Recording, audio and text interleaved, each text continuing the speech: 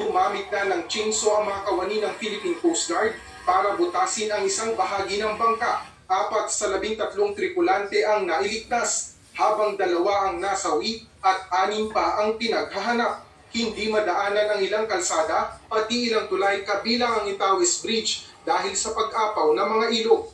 Ayon sa PDRMO Cagayan, umabot sa mahigit 11,000 pamilya o katumbas ng mahigit 30,000 individual ang apektado ng super bagyong Nando sa buong lalawigan.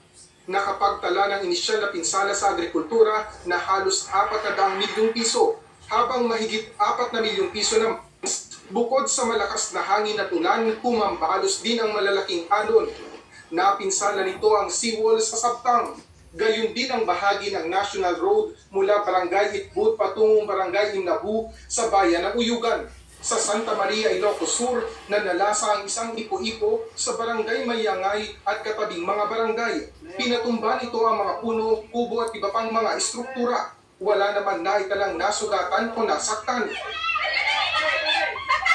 Sa bayan ng Santa Cruz, inanod ng rumaragasang ilog ang isang lalaki sa Barangay Panay. Nagtulong-tulong ang mga residente para masagip ang lalaki. Sa Salcedo, Ilocos Sur pa rin, nasagip ng mga otoridad ang 4 na lalaking natrap sa Buaya River. Namimingwit sila nang biglang tumaas ang tubig sa ilog. Sa